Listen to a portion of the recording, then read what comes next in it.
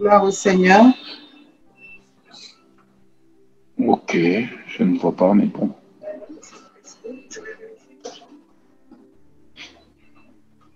Ok. Le temps, papa, de recevoir quelques personnes et ensuite, je vais te laisser la parole. Ok, gloire au Seigneur. Merci Okay. Seigneur. En tout cas, connectez-vous. Je vais inviter moi de mon côté quelques personnes. Recevoir quelques personnes et ensuite.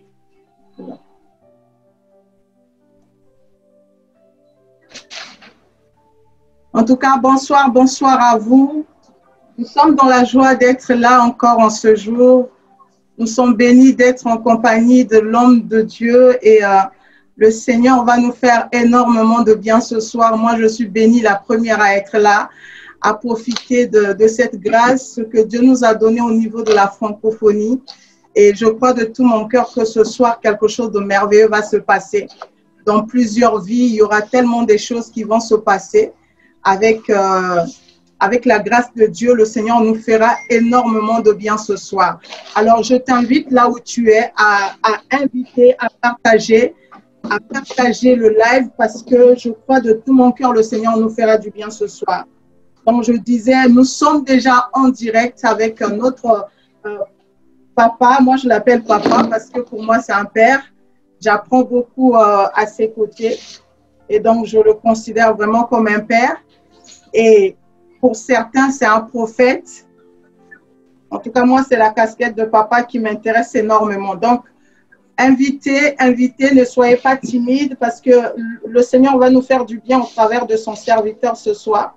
Énormément de bien. Donc, n'hésitez pas de partager le live. N'hésitez surtout pas. Moi, je fais autant de mon côté. Je suis en train de partager. Alléluia. Oh, merci Seigneur. Merci Seigneur pour ta grâce. Merci Seigneur encore. Alléluia. Bonsoir, bonsoir. Bonsoir, bonsoir. Bonsoir, Pasteur Patricia. Bonsoir, Léa, Kadima. Bonsoir, lumière de Dieu. En tout cas, je vous salue dans le beau nom de notre Seigneur Jésus-Christ. Je vous demande simplement d'augmenter l'audience, de partager via vos groupes, de partager par tous les moyens possibles parce que j'ose croire qu'il y a une personne qui a besoin d'entendre la voix de l'homme de Dieu.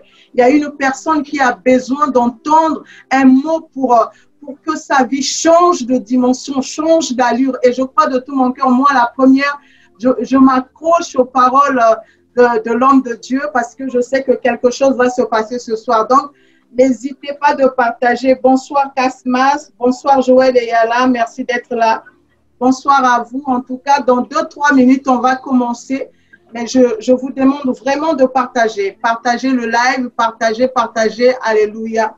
Pendant ce temps, nous, on va quand même recommander ces moments on va recommander ces moments entre les mains de Dieu pour que le Seigneur touche une vie ce soir.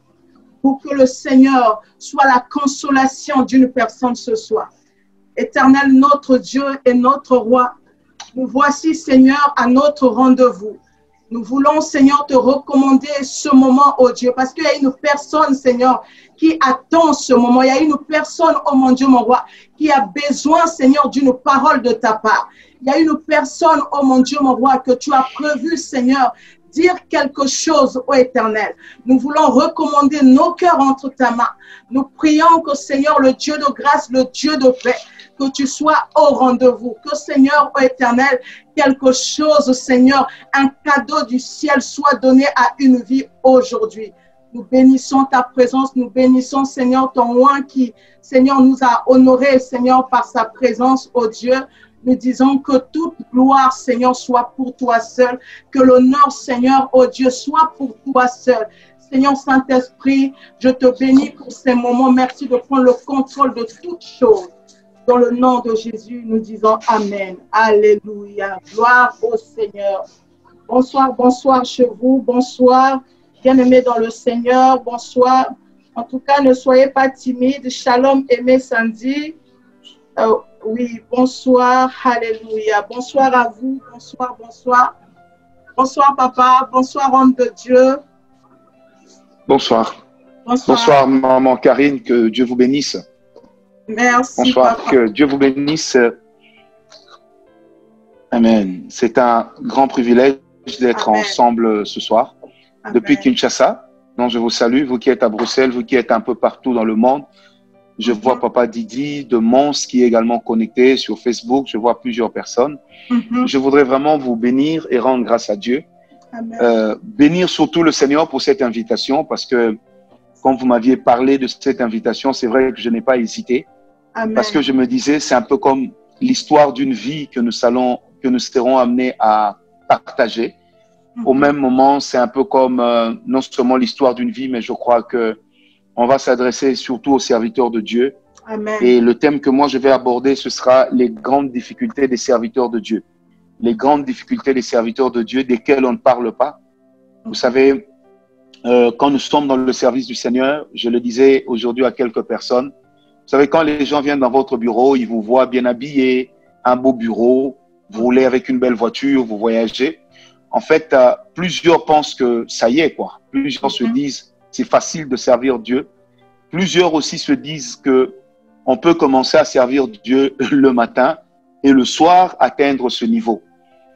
Il y en a également qui vont jusqu'à toucher au fétiche, qui entrent dans des loges, qui sombrent dans l'orgueil. Pourquoi? Parce qu'ils se disent, il faut que je devienne rapidement comme, comme certains pasteurs qui sont grands, comme les papas Mamadou Karambiri.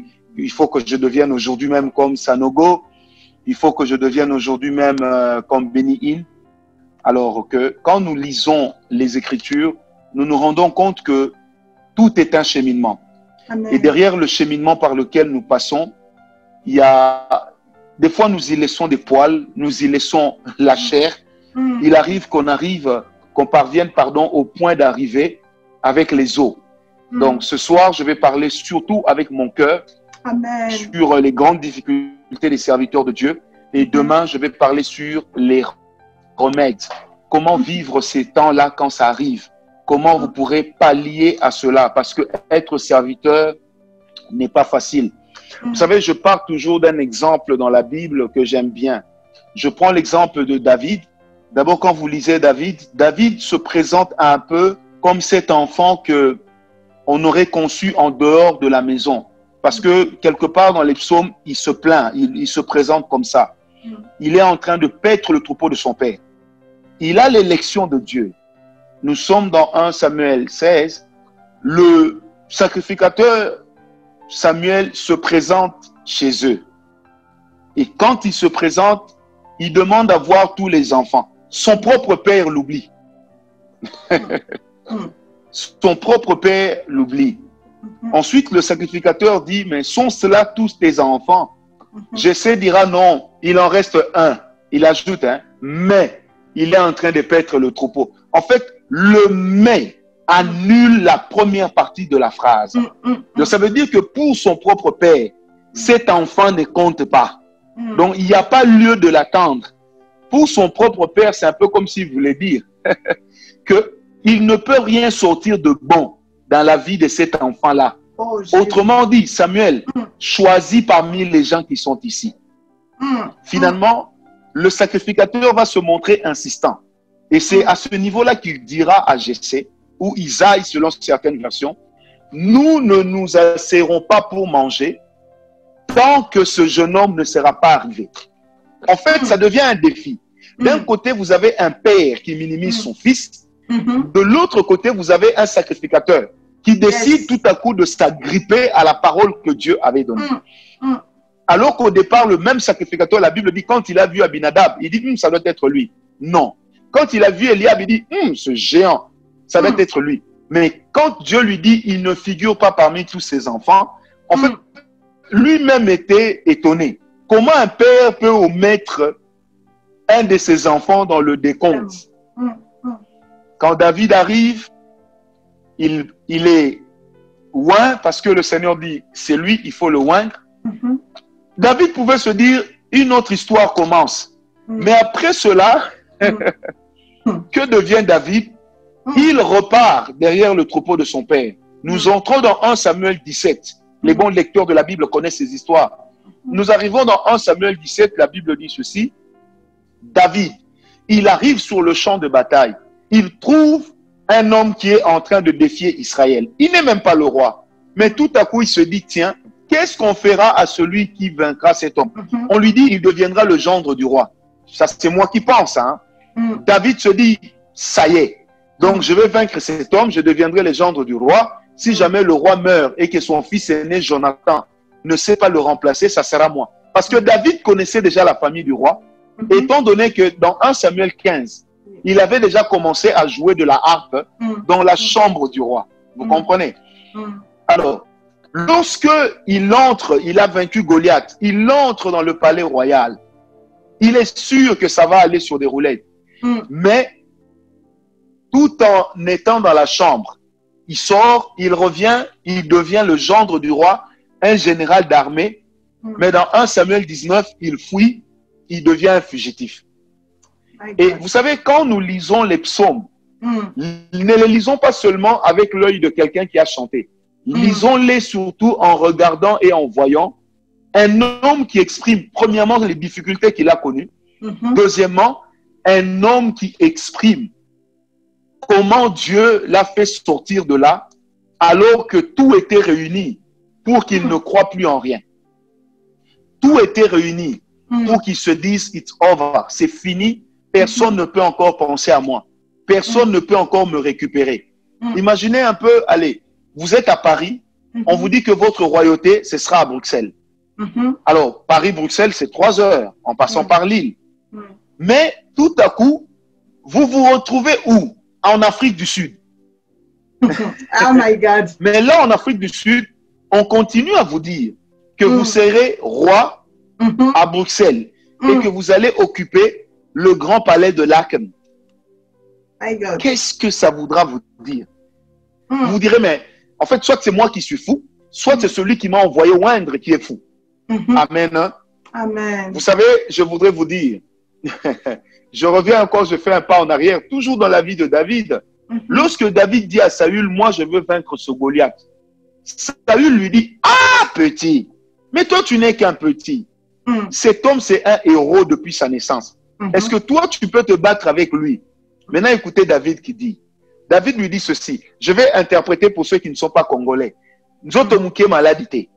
En fait, David veut dire, le fait d'être chétif de corps n'est pas synonyme de quelqu'un qui a la maladie dans son corps ou qui héberge une maladie.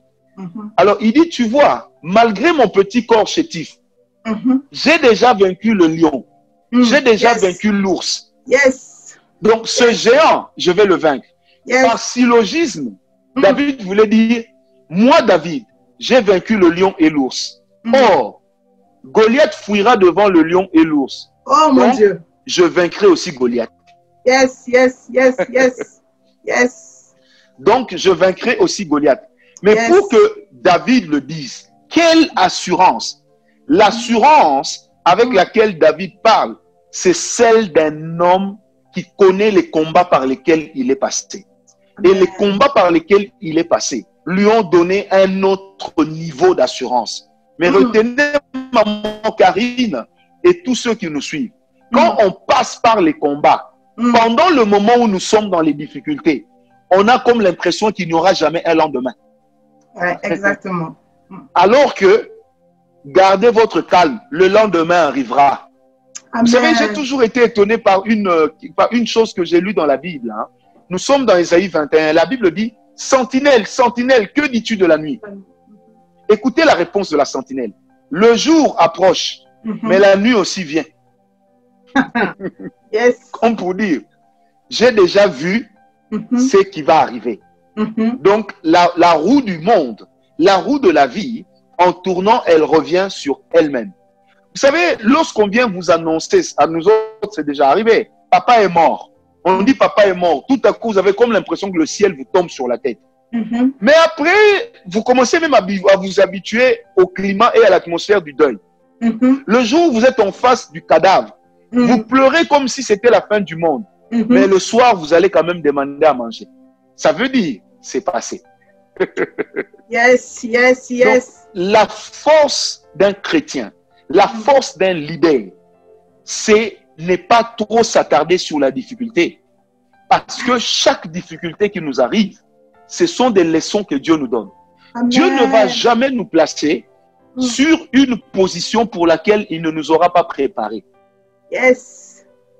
Vous savez, aujourd'hui, j'ai un ami qui a grandi avec une maman qui n'était pas la sienne, c'était sa belle-mère. Il lui en a fait voir de toutes les couleurs. Et à chaque fois qu'on parle avec cet ami aujourd'hui, il me dit toujours, Francis, tu sais, je bénis Dieu pour ma belle-mère. Je dis pourquoi? Il me dit, elle m'a aidé à être un homme. Mais sur le moment où j'étais en train d'endurer la souffrance, jamais je ne pouvais voir un bien derrière ce qui m'arrivait. Jamais je ne pouvais découvrir quelque chose de positif derrière la douleur que je ressentais. Et pourtant, c'est de cette douleur-là qu'est née l'endurance pour la vie. Yes, yes, Oui. yes. C'est pourquoi l'Éternel dit ceci. L'Éternel dit à Israël au travers de Jérémie, il dit, si tu luttes avec les hommes et qu'ils te fatiguent, que feras-tu lorsque tu devras lutter avec les chevaux? Et à la Bible d'ajouter, devant les rives orgueilleuses du Jourdain. Vous savez, cette métaphore veut dire, qu'est-ce que tu feras lorsque des gens orgueilleux te provoqueront ou marcheront contre toi en train de se moquer de toi? En fait, c'est ce que la métaphore veut dire. Amen. Alors, que ce soit dans le ministère, que ce soit dans la vie ou dans le leadership, parce que le Seigneur m'a surtout mis à cœur de parler sur les leaders et les serviteurs de Dieu ou les ministres de Dieu avec leurs difficultés.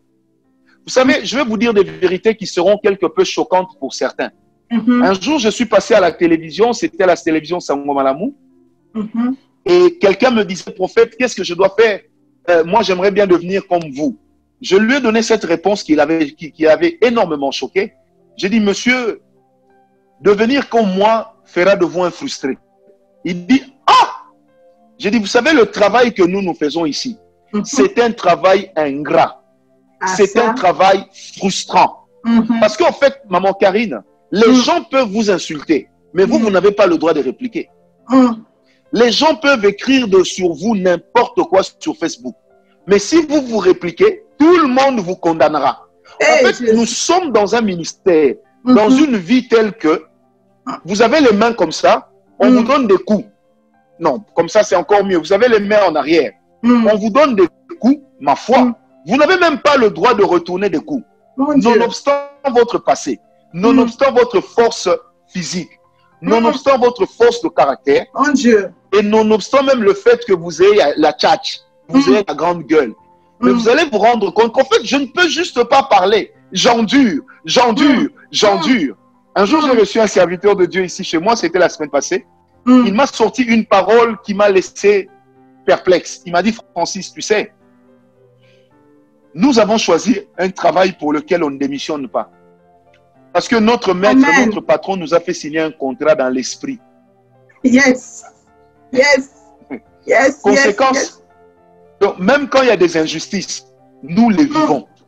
Mais quand on est leader, quand on est chef de l'État, quand on est ministre, quand on est ministre de Dieu, retenez ceci, que le défi ou la douleur peut venir de partout.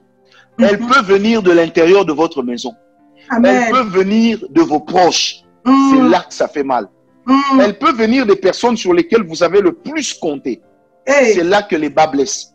Elle peut venir des personnes qui ont toujours juré en votre nom. Et c'est là que la difficulté vient. Et je répète, pendant qu'on est en train de passer par là, c'est extraordinaire. Dans le psaume 84, à partir du verset 4, vous descendez jusqu'au verset 6, le roi David, pour ceux qui écrivent, le roi David dit ceci, il dit, Seigneur, quand je traverse la vallée de l'ombre de la mort, d'autres versions disent, quand je traverse la vallée de Baka, je ne crains aucun mal. Ta houlette et ton bâton me rassurent. Écoutez, maman Karine, la houlette et le bâton de Dieu te rassurent sur l'issue, mais ça n'allège pas la douleur du chemin. Ça ne suit pas les larmes de l'injustice. Ça n'enlève pas les nuits blanches que tu es en train de faire. Donc tu es rassuré par la houlette et le bâton. Mais tu es quand même en train de passer par la vallée de Baka. C'est ça votre thème, le ring. Mm. Sur le ring, on prend des coups. Quelqu'un a dit un jour, oui, notre ennemi, le diable, il ne nous rend pas des coups parce que c'est un ennemi qui est déjà lié. Mais c'est écrit nulle part. C'est vrai. Il rendra des coups. Mm. Vous savez, nous tous, quand on s'est convertis, on pensait que la vie chrétienne était facile. Hein? À ça. Mais c'est difficile. Encore pire lorsque vous êtes devant. Lorsque vous êtes dans des serviteurs, vous êtes serviteur de Dieu. Le pasteur fidèle qui est avec nous en ligne sera d'accord avec moi. Maman Karine, lorsque vous êtes devant, dans le service de Dieu, vous êtes devant, même dans les affaires du monde et que vous êtes un leader, en fait, vous prenez pour vous et sur vous le coup des autres. Je vous explique. En fait, les gens, quand ils viennent vous parler de leurs problèmes, ils sont en train de vider leur stress sur vous. Parce que leur stress vont trouver une porte d'entrée en vous qui sont vos oreilles. Mais après vous avoir parlé, eux, ils vont aller dormir. Mais c'est vous qui allez en payer un lourd tribut. Pourquoi? Parce que vous allez prier, vous allez réfléchir, vous allez cogiter plus que le cogito ergo sum de Descartes. Parce que vous avez pris sa charge, mais c'est que nous oublions, et je l'expliquerai ça bien demain. Celui qui a dit, venez à moi, vous tous qui êtes chargés et fatigués, ce n'est pas moi, c'est Jésus. Donc c'est Jésus qui donne du repos, ce n'est pas moi. Aucun homme, pasteur, ne peut réussir et vivre longtemps s'il passe son temps à écouter les problèmes des autres. Mais ça, ce sont les difficultés que nos fidèles ne voient pas. Vous savez, un jour, nous sommes dans Exode 18. La Bible dit Jéthro, le beau-père de Moïse, le papa de Séphora, vient rendre visite à Moïse. Il observe comment Moïse travaille. Il dit, ce petit va vite mourir. Il dit, petit, viens, je vais te dire quelque chose. Moïse s'approche, il dit, oui, vieux, oui, vieux. Alors, Jéthro dit à Moïse, il dit, petit, tel que tu travailles, il y a l'onction, il y a la grâce, il y a les révélations, mais tu vas mourir tôt. Établis des anciens qui vont aussi partager la charge avec toi. Établis des anciens qui vont t'alléger la tâche. Vous comprenez? C'est ce que Moïse, j'ai trop dit à Moïse, qui vont t'alléger la tâche. Et Moïse obéit. Et Dieu lui dit, suis ce conseil. Et c'est comme ça que Moïse va élaguer une partie de sa douleur, une partie de son occupation sur les autres. Parce que quand une difficulté est mal gérée, dans le service de Dieu ou dans le leadership, ça va vous amener à être un homme stressé, à être une personne frustrée, et vous pouvez devenir un mauvais mari, un mauvais père. C'est comme ça qu'il y a la plupart des serviteurs de Dieu. Il y en a plusieurs parmi les serviteurs de Dieu, allais-je dire, qui sont des mauvais pères de famille, des mauvais pères pour leurs enfants, des mauvais maris pour leurs femmes. Pourquoi? Parce que les difficultés du ministère, nous en faisons les difficultés de la maison. C'est vrai, c'est vrai, c'est vrai. Quelquefois encore, les difficultés de la maison, nous les amenons à l'église. J'ai vu un jour un pasteur en train de prêcher. Tout à coup, il s'arrête, il se met à pleurer. En fait, pendant qu'il prêchait, il s'est souvenu d'une histoire douloureuse. Il n'a pas su se retenir. Et les larmes ont commencé à couler à flot de ses yeux. Et les gens étaient là. Mais comment le pasteur peut prêcher? Parce que peut pleurer. Il est aussi un homme.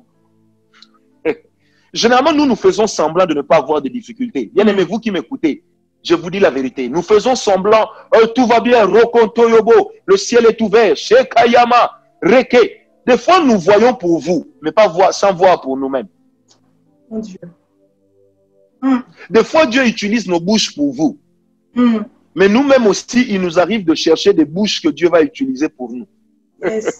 Yes.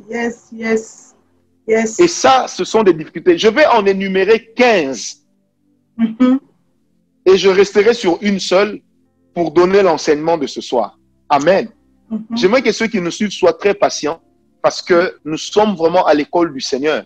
Amen. Vous savez, les difficultés deviennent énormes lorsqu'elles viennent des personnes proches. Surtout quand c'est des personnes proches qui vous détruisent derrière votre dos. Quand c'est des personnes proches qui sont à la base des rumeurs qui coulent sur vous, qui circulent sur vous, et qu'ils sont insoupçonnables. Le jour où vous allez le remarquer, le jour où vous en serez informé, vous imaginez la douleur. C'est vrai. Ensuite, des difficultés sont énormes quand ça vient des personnes qui remettent en question votre autorité, pendant que c'est des personnes que vous-même vous avez élevées dans la foi. Vous comprenez? C'est comme aujourd'hui, vous êtes ministre de l'Intérieur et un jour, vous apprenez que votre vice-ministre est en train de mener des démarches pour vous remplacer. Vous allez vous sentir trahi. Exactement. C'est difficile lorsque ce sont des personnes en qui vous avez eu confiance, qui cherchent à se comparer à vous.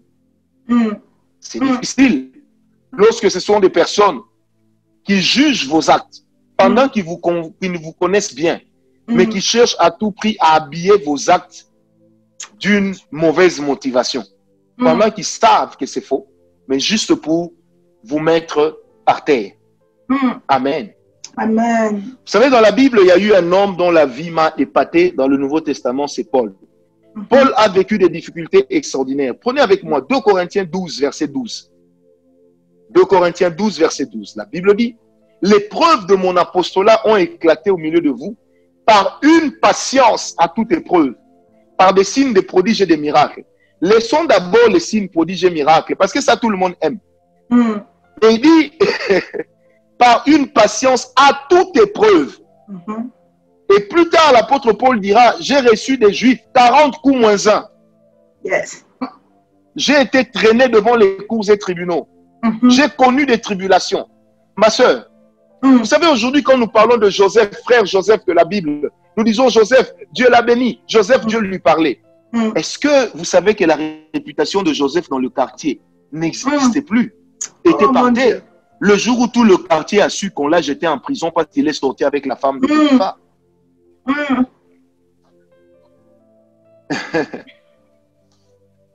Personne ne pouvait imaginer que Joseph s'en sortirait. Comment il se retrouve en prison? Lui, ce sage qui interprète les rêves des gens, alors que l'université de la gloire l'attendait dans la prison. Comment réagir? Lorsque vous êtes leader, vous êtes serviteur de Dieu, vous allez croiser la haine des autres et même des autres serviteurs de Dieu. Je vous le dis, vous allez croiser la haine des autres et même des autres serviteurs de Dieu. Vous savez, je vais vous faire rire. Moi, je suis connu pour mon franc-parler. Un jour, une dame m'appelle au téléphone. Elle me dit, prophète Ngawala. Je dis oui. Ah, mais il paraît que vous et tel autre pasteur, vous êtes des féticheurs. Je lui dis, ça va, viens prendre les fétiches. Et je lui dis, qui t'a dit ça? Elle me dit, non, c'est quelqu'un qui est très proche de vous. En fait, vous réalisez juste une accusation aussi gratuite. Parce qu'aujourd'hui dans l'église, et aujourd'hui dans le monde, surtout dans le monde chrétien, il y a des gens qui ont le don de la méfiance et le don de la création des faux témoignages. Parce que nous prêchons la prospérité, nous croyons au Dieu des miracles, mais nous ne croyons pas que Dieu peut rendre riche quelqu'un. Le jour où on apprend que la sœur d'Aïda, je donne un nom comme ça qui me vient à l'esprit, le jour où on apprend que la sœur d'Aïda est riche, tout de suite les gens vont dire, ce sont les fétiches. Mais les gens qui le disent, vous savez pourquoi ça fait mal? Parce que ça vient du milieu de vous. Comment vous allez vivre le mépris et l'humiliation, le rejet, la trahison? Ce sont là des difficultés. Mais pour ne pas aller bien loin, je vais juste prendre les principales difficultés auxquelles nous sommes souvent butés. 2 Corinthiens 6, verset 5. Prenons même à partir du verset 3, 2 Corinthiens 6. La Bible dit, nous ne donnons aucun sujet de scandale en quoi que ce soit, afin que le ministère ne soit pas un objet de blâme. Mais nous nous rendons à tous égards recommandables comme serviteurs de Dieu, par beaucoup de patience, dans les tribulations, dans les calamités, dans les détresses.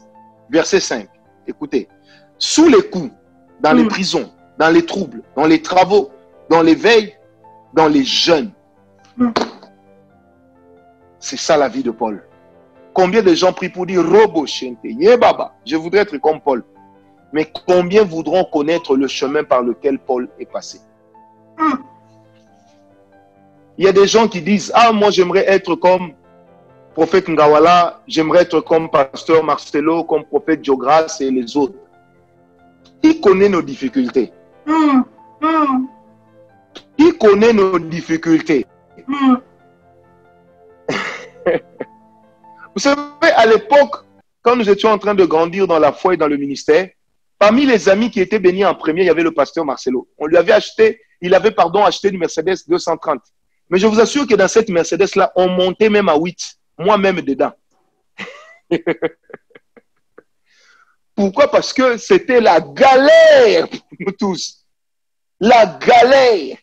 Nous, on a organisé des campagnes dans cette ville de Kinshasa entre 97 et 95, pour lesquelles moi-même je suis orateur, maman Karina. Mais moi-même, je porte des chaises en métal sur la tête, j'installe les chaises. Je retourne à la maison, je prends une douche. Je reviens, je modère seul, je prêche seul ou un ami prêche. Quand on finit, on traîne là pendant 1 heure, le temps que les gens partent. Quand ils sont partis, on remet les chaises métalliques sur nos têtes. On va les retourner parce qu'on n'a pas l'argent de payer la pénalité si jamais les chaises passent la nuit en dehors du lieu. Alors, je vous fais rire, mais ne pleurez pas. Alors, un jour, qu'est-ce qui s'est passé? C'est que pendant que j'ai mis les chaises sur la tête, la belle veste que j'avais mise lors de la réunion, je l'ai enroulée comme ça autour de mes reins. Alors, il y avait une soeur qui me regardait, malgré mes chaises sur la tête. Et puis, elle me regarde. À l'époque, les chaises en plastique étaient rares. Hein. Elle me regarde et dit, oh, mais ça, ce n'est pas le frère là qui venait de nous prêcher. Maman Karine, j'avais eu honte. Et puis, au lieu de s'arrêter là, elle aussi, elle me pose la question. Excusez, frère, ce n'est pas vous qui venez de prêcher. J'ai dit, non, ce n'est pas moi, c'est mon jumeau.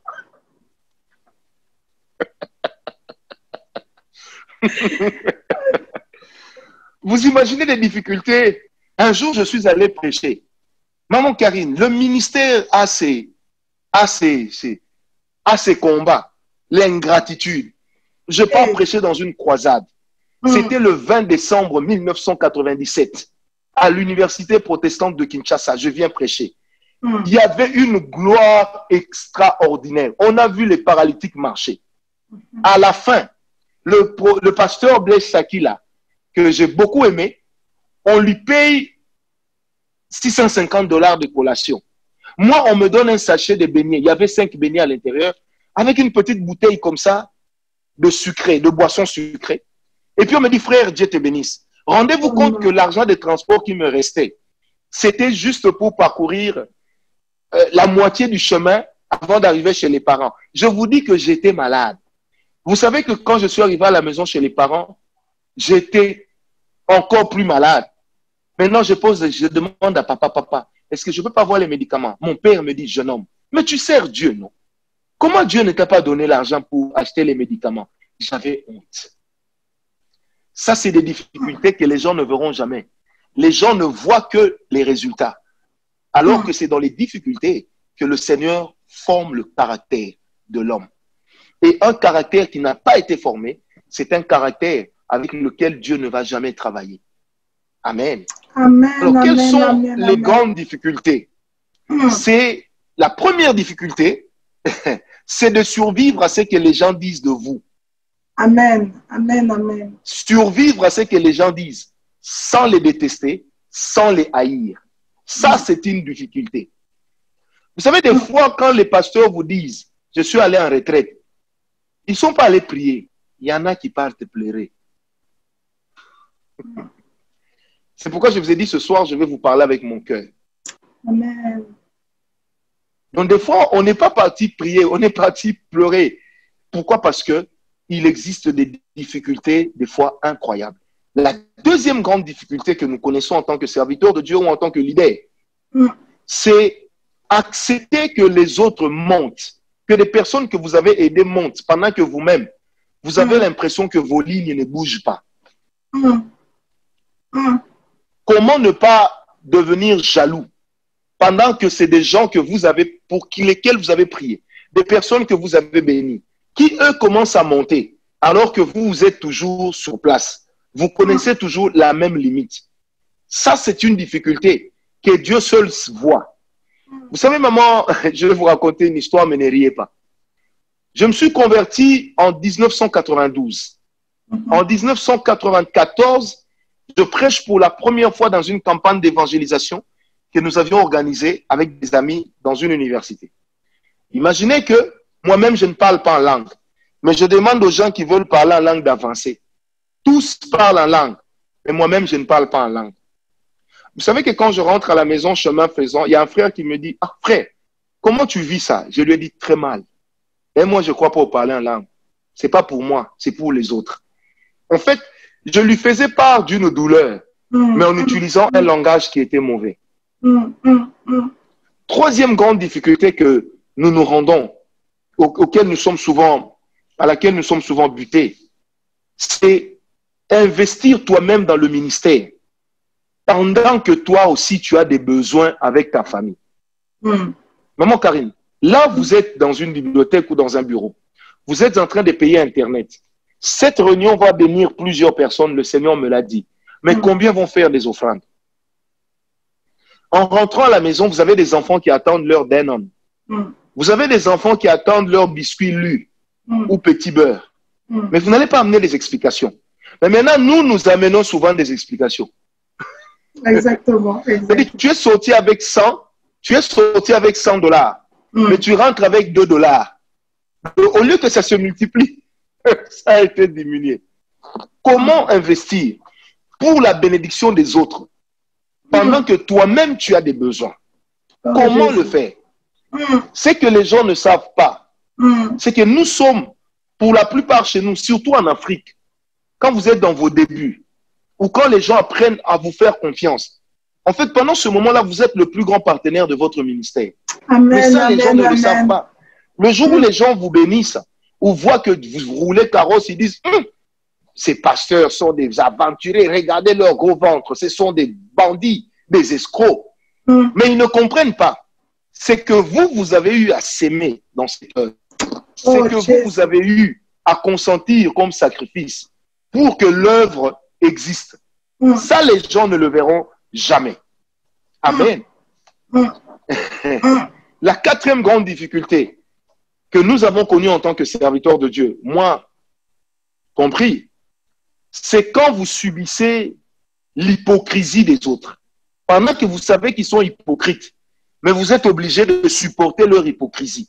Comme disait quelqu'un, ils sont hypocrites, mais je fais semblant de croire à ce qu'ils font et disent.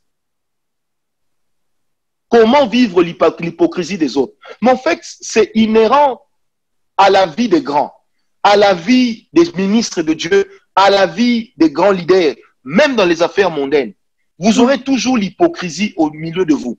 Vous aurez toujours des gens autour de vous qui pensent à eux, pendant que vous pensez qu'ils sont là pour vous. Mais en fait, ils sont là pour eux. Demain, ils voudront vous utiliser comme des échelles afin de passer à un autre niveau.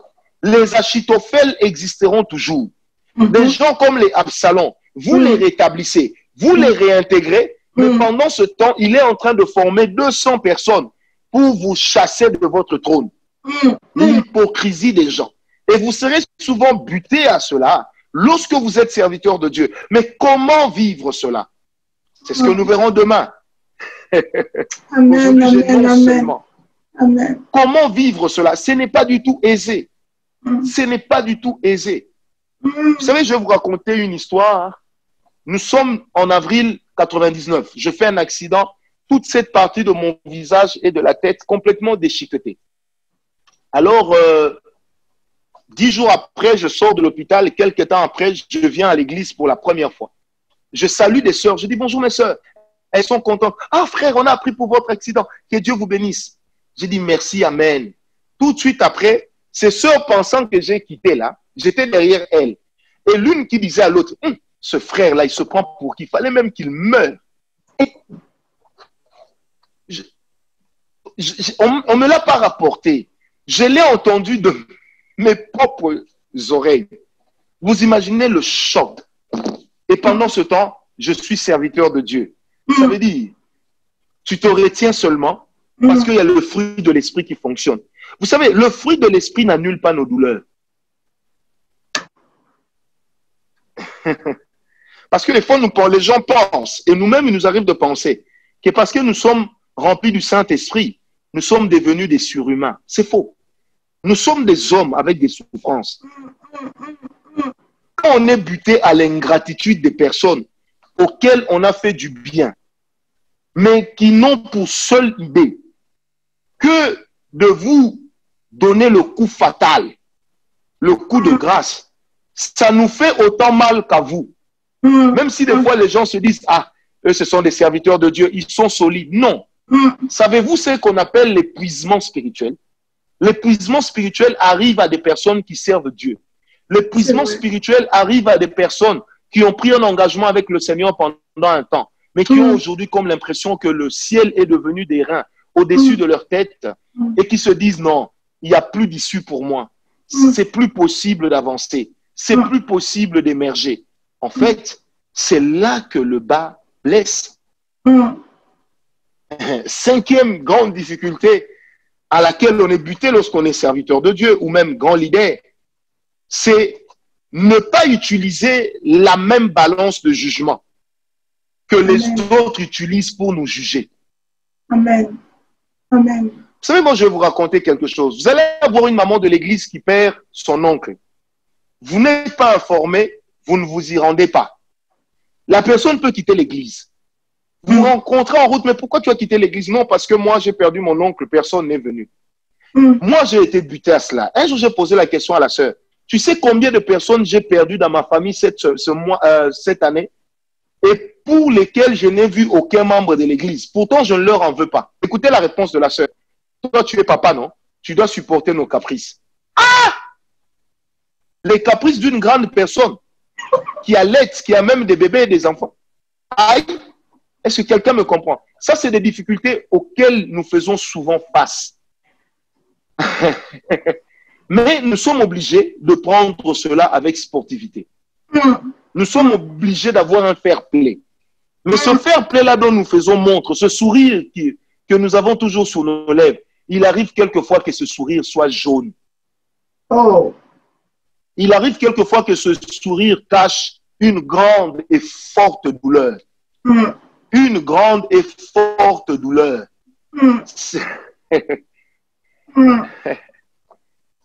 Et vous savez, quand on est buté à ces grandes et fortes douleurs, on se rend toujours pas compte de ce qu'il est ou de ce qui se passe. Amen.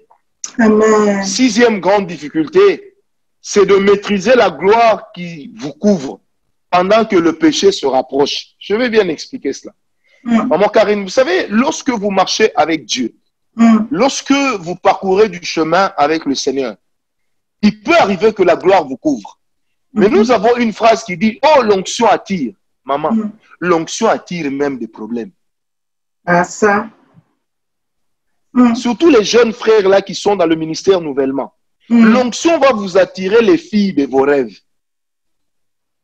Mais la parole vous exigera de continuer à vous sanctifier. L'onction va attirer vers vous des escrocs. Mais la parole de Dieu vous demandera de ne pas toucher à leur argent. L'onction va vous amener dans l'église des homosexuels. Avec beaucoup d'argent, prêt à soutenir l'œuvre. Mais la Bible va vous rappeler que vous n'avez pas le droit de prendre de l'argent impur. L'onction va vous amener des femmes mariées, prêtes à tout faire pour vous. Mais la parole de Dieu va vous rappeler qu'on ne touche pas la femme d'autrui. Amen, amen, amen. En fait, pendant que la gloire est là, vous avez l'impression que tout doit être facile. Mais en fait, la gestion de la gloire pose un sérieux problème de management, lesquels, si on n'est pas prudent, deviennent et engendrent des difficultés. Alléluia. Septième grande difficulté, j'essaie d'avancer vite, c'est également une grande difficulté. Comment continuer à se considérer comme un homme normal alors que vous êtes déjà élevé? Comment considérez-vous ou continuer à vous considérer comme un homme normal alors que Dieu vous a déjà élevé? Vous savez, un jour, je suis sorti avec mon épouse, on a mis des shorts les shorts que les Belges ont appelés les culottes, donc les shorts, parce que culottes n'est pas trop le mot approprié. Alors, nous sommes sortis avec mon épouse, on marchait, c'était quelque part dans un pays. On rencontre quelqu'un qui dit « Prophète Ngawala, maman nana ». Et puis moi, je souris, ma femme aussi sourit, surtout que ma femme, elle a un beau sourire. C'était en parenthèse. Hein. Alors, lorsque la personne me voit, elle ajoute hey, « Un prophète comme vous en short ». Vous savez, j'ai regardé la personne, j'ai dit « Maman, je ne suis qu'un homme, je ne suis pas un ange. » Je ne suis qu'un homme, je ne suis pas un ange. Vous comprenez? Et vous savez, une fois, je revenais de prêcher, on percute mon véhicule. Et c'était vraiment fait exprès par un chauffeur de taxi. Vous savez, quand je descends, j'étais énervé. Et le véhicule venait d'être repeint, donc il était pimpant, neuf. Vous savez que quand je m'approche de la portière, je regarde le monsieur, quelque chose à moi me dit, tu es serviteur de Dieu. Maintenant, j'entends un autre monsieur derrière qui crie, pasteur, pasteur, frappe-le, frappe-le. Hey! Vous savez, j'ai compris que ma position me donne des contraintes. Exactement. Et j'ai dit à la personne, écoutez, vous pouvez partir. Elle est partie, mais j'avais la difficulté d'expliquer à mon épouse comment son véhicule a été cogné. J'avais la difficulté de faire réparer ça. Vous savez, quand une femme vous boude, c'est terrible. Hein? Amen. Amen, amen. Huitième grande difficulté lorsqu'on est serviteur de Dieu, c'est accepter les remarques et les critiques des autres, même quand c'est mal placé. Comment vous allez vivre ça? Même quand c'est mal placé. Parce que vous savez, il y a de ces gens qui vous font des remarques juste pour vous humilier. Il en est qui vous critiquent, comme si vous critiquez était devenu une nourriture saine pour leur santé. Comment allez-vous vivre ça? Que des difficultés. Que des difficultés. Une autre grande difficulté à laquelle nous sommes souvent butés en tant que serviteurs de Dieu et leaders, ce sont les gens qui viennent nous bénir et après qui vont crier partout. C'est moi qui l'ai béni, hein. C'est moi qui lui ai donné cette voiture, c'est moi. Mais après, ils oublient que vous êtes serviteur de Dieu et que vous avez aussi droit à votre dignité. Parce que vous êtes père de famille. Vous êtes mère de famille. Vous avez droit à votre dignité. Vous avez droit au respect.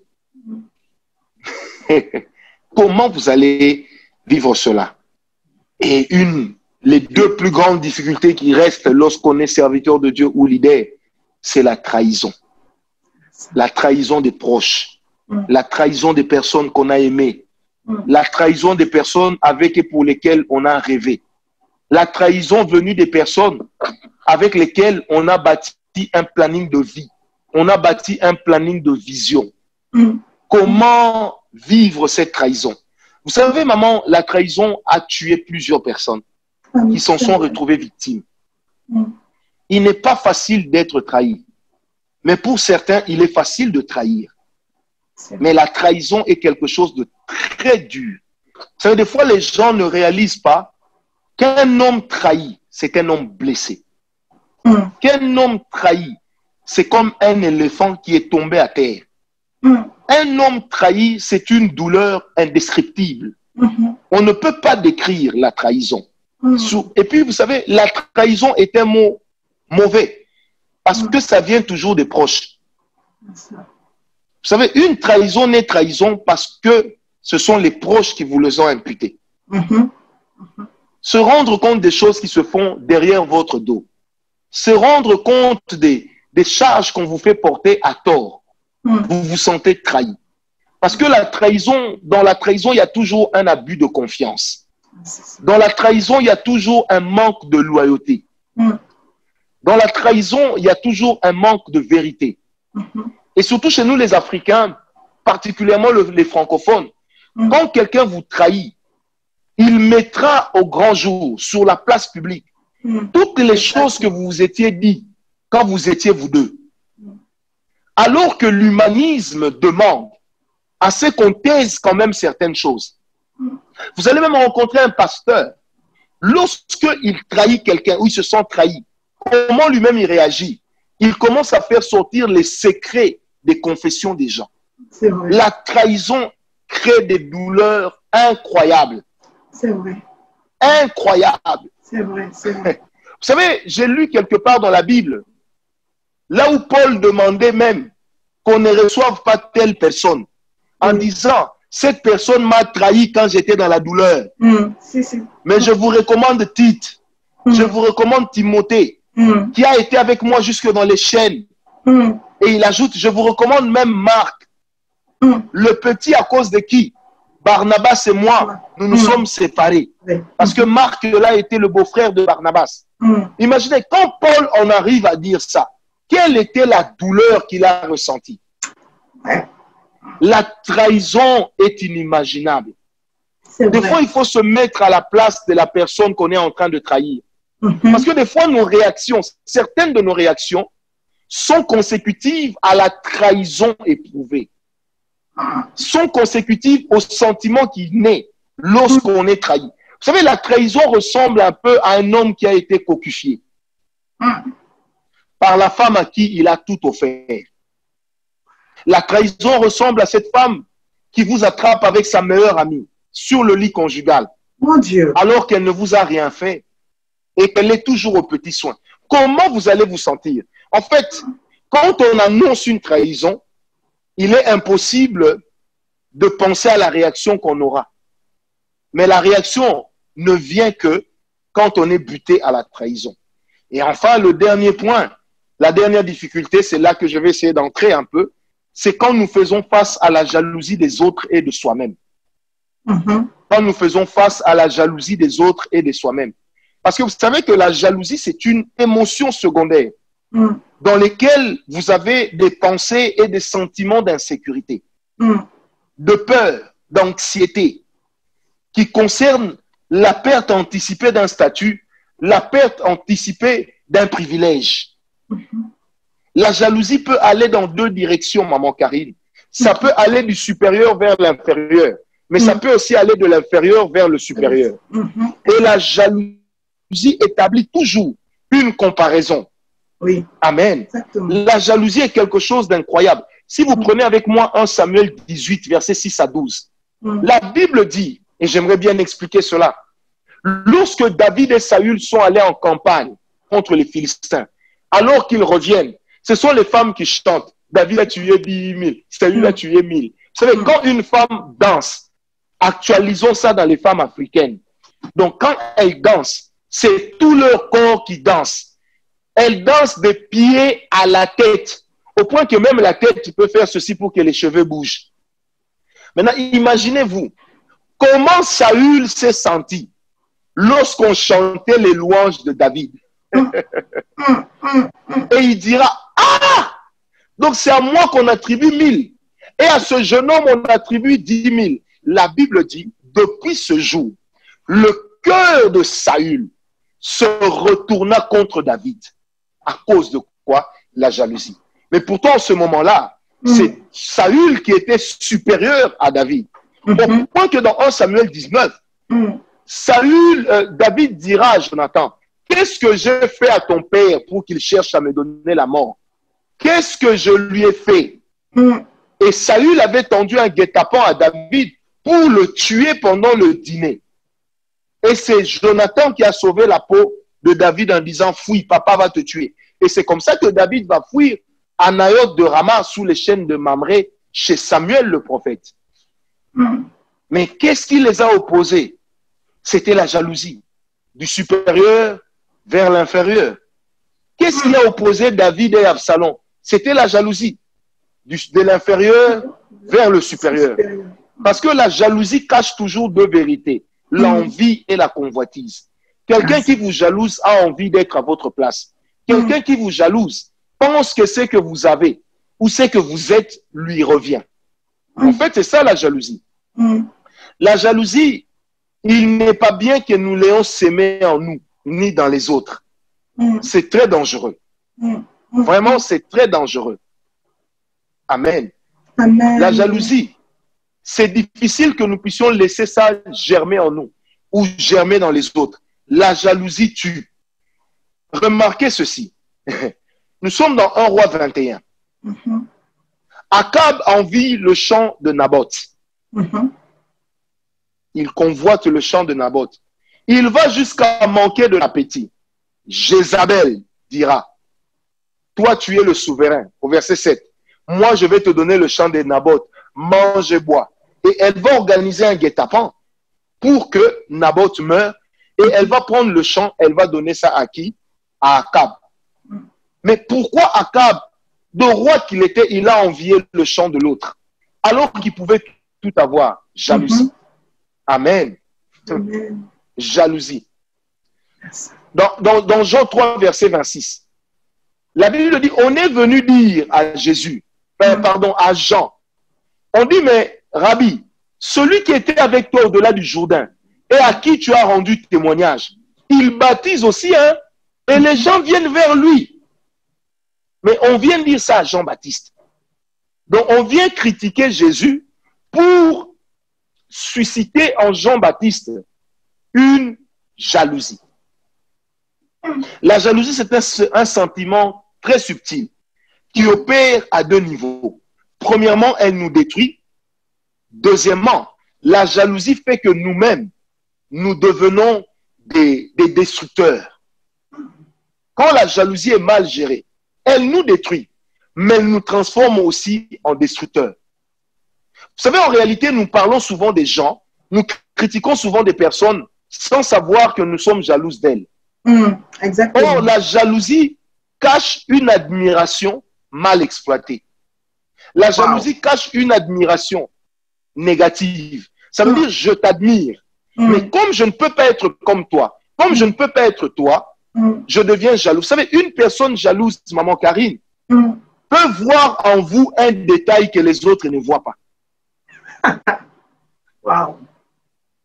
Parce que la jalousie peut vous transformer en monstre. Ça va vous transformer en loupe. Vous serez là avec la loupe, comme ça. Vous allez chercher toujours les détails pour critiquer, pour médire. Mon Dieu. La jalousie est très mauvaise. Et aujourd'hui, la jalousie, même dans les milieux des serviteurs de Dieu, c'est fréquent. Même dans les milieux des politiciens, c'est fréquent. Dans les milieux des hommes d'affaires, c'est fréquent.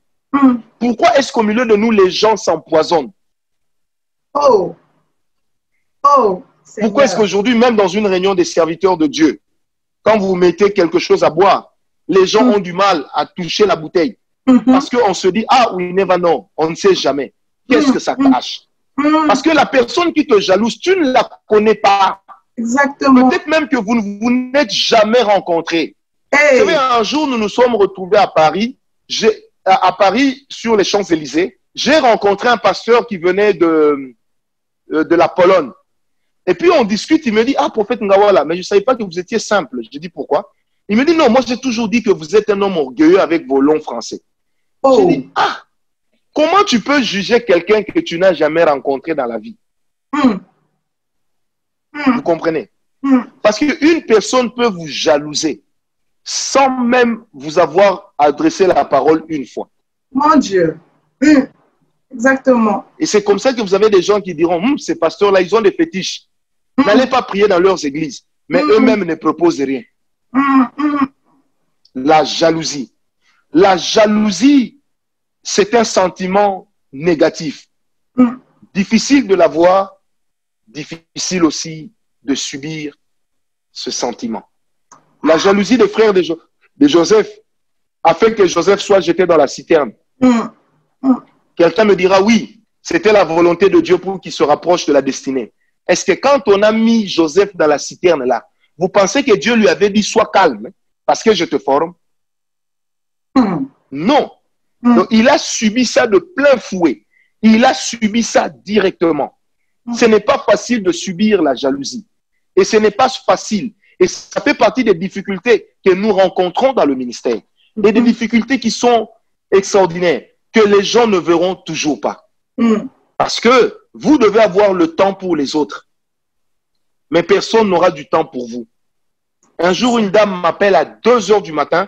Malheureusement pour moi, j'avais omis de mettre mon téléphone en mode silence. Vous savez que, ah Seigneur, et mon épouse qui me dira, Francis, lève-toi, réponds, ça dérange. Et quand je réponds, la dame me dit, prophète, j'ai fait un rêve. elle me raconte son cauchemar. J'ai dit, maman, votre cauchemar ne pouvait pas attendre le matin. Ça ne pouvait pas attendre le matin. Écoutez ce qu'elle me dit. Mais je devais me décharger sur quelqu'un, non? J'ai dit, maman, je ne suis pas Dieu. Vous savez qu'elle me dit, et vous n'avez même pas honte. Vous, un serviteur de Dieu, vous déclarez aussi que vous dormez. Ah! Hey. Seigneur. Je dis, maman, celui qui ne sommeille ni ne dort, c'est Dieu, c'est pas moi. Moi, Dieu m'a donné des yeux. Il les a couverts de paupières pour que je puisse dormir quand j'en ai besoin. Chez moi, le verbe se fatiguer est conjugué chaque jour.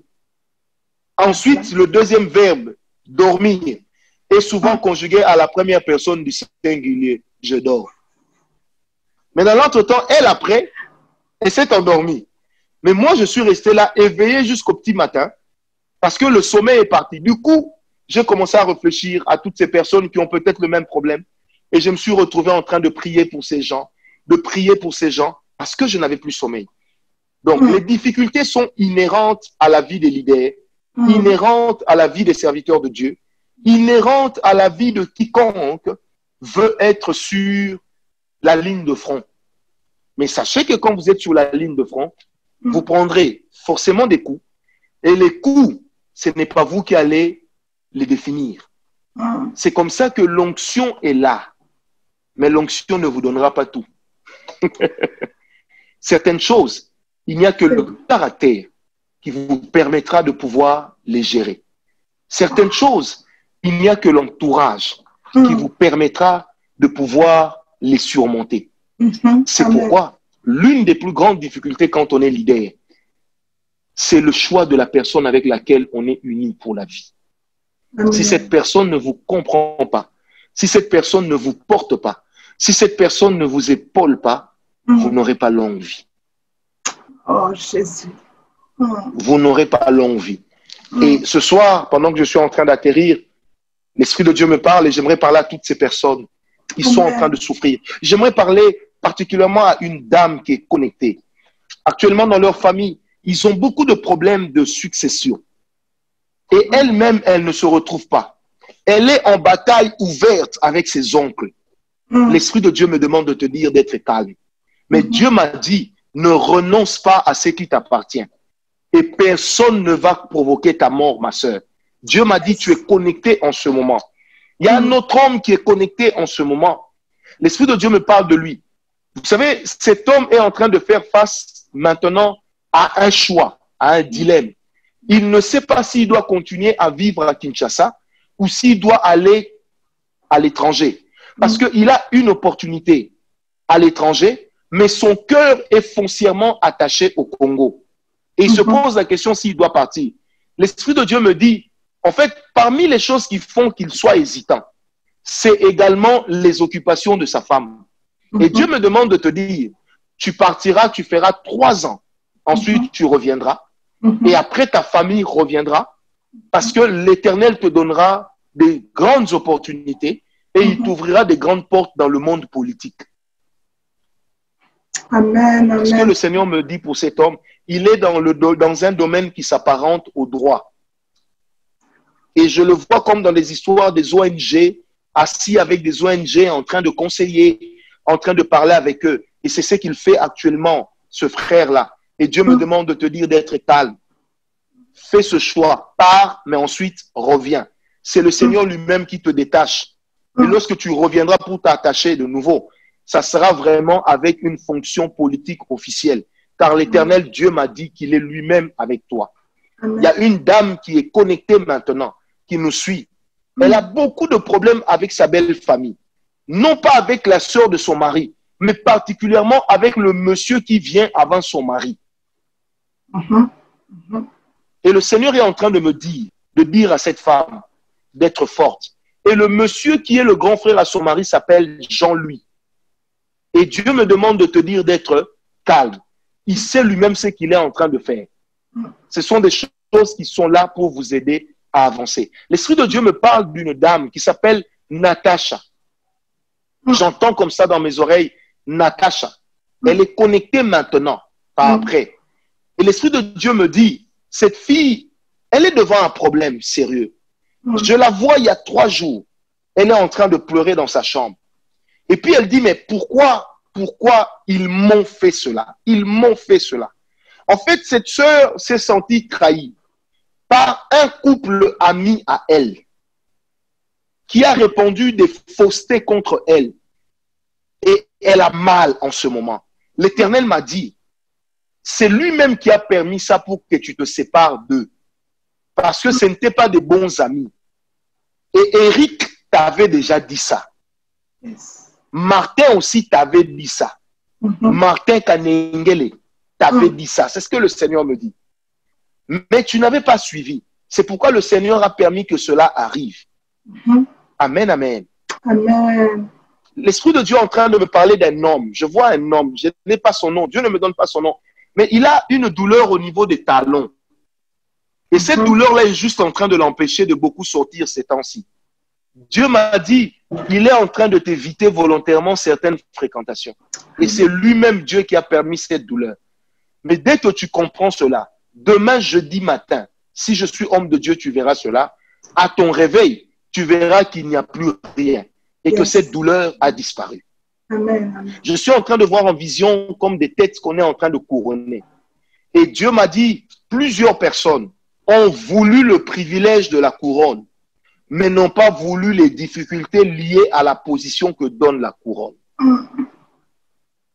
Que Dieu vous bénisse. Je serai encore avec vous demain à la même heure et je parlerai sur comment gérer toutes ces choses. Que Dieu vous bénisse. Et demain, je prierai pour vous. Je demanderai la grâce de Dieu sur vous. Et je peux vous rassurer que le Seigneur fera du bien. Et nous aurons un grand service de délivrance et de guérison, surtout qui va concerner les cœurs, qui va concerner aussi les corps. Parce que Dieu déjà me parle de certaines personnes qui ont des maladies dans leur corps, mais ce sont des maladies qui sont liées à leur état psychique. Demain, connectez-vous à partir de 20h de Kinshasa, 21h de Paris, 15h de Montréal, de Gatineau, d'Ottawa, et Dieu sera avec vous. 15h également ou 16h de New York. Dieu sera avec vous et il vous fera beaucoup de bien.